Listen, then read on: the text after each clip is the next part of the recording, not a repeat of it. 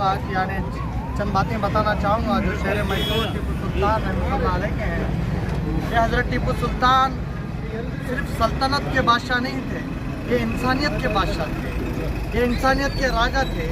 एक तब हज़रत टीपू सुल्तान रहमतुल्लाह के हुकूमत के दौरान एक ऐसी जात थी जिनको पूरे कपड़े पहनने नहीं देते थे, बल्कि कमर से लेकर पैर तक कपड़े पहनने देते थे। तब ये शहर मैसूर टीपू सुल्तान रहमतुल्लाह अलैह को बात मालूम पड़ती है तो हज़रत टीपू सुल्तान कहते हैं आपको भी पूरे कपड़े अपना पूरा जिस्म ढांकने की इजाज़त है, अगर आपको कोई रोका तो मैं उसे गिरफ्तार करूँगा।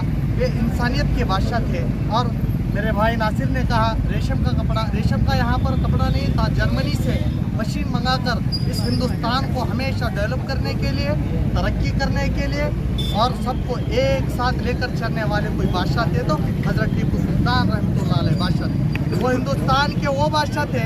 आप अंग्रेज़ों के उन अल्फाज को गौर कीजिए, जब हज़रत टीपू सुल्तान रहमतुल्लाह अलैह शहीद होते हैं तो अंग्रेज़ सामने रहते हैं, लेकिन हज़रत टीपू सुल्तान रहमतुल्लाह अलैह के लाश के पास नहीं जाते बल्कि डरते हैं। बाद में काफ़ी देर के बाद जाते हैं तो तब मालूम पड़ता है हज़रत टीपू सुल्तान रहमतुल्लाह अलैह शहीद हो चुके हैं। तब अंग्रेज़ों के अल्फाज ये निकलते हैं, नाचते नाचते कहते हैं टीपू मर गया अब हिंदुस्तान हमारा हो गया। चाहे वो भी बोल सकते थे टीपू मर गया मैसूर हमारा हो सकता है, लेकिन नहीं, टीपू मर गया हिंदुस्तान हमारा होगा। तो हमें और आपको समझना पड़ेगा ये हज़रत टीपू सुल्तान रहमतुल्लाह अलैह बल्कि कर्नाटक के बादशाह नहीं बल्कि पूरे हिंदुस्तान के बादशाह थे, पूरे हिंदुस्तान के बादशाह थे। बोलने को बहुत कुछ है लेकिन वक्त इस बात की इजाज़त नहीं देता। और मेरी भी दरख्वास्त है, सब जुम्मेदारान भी कहे हैं, जैसा हज़रत टीपू सुल्तान रहमतुल्लाह अलैह का नाम है उसी तरह इस शहर इंडिया में भी सर्कल होगा इंशाअल्लाह।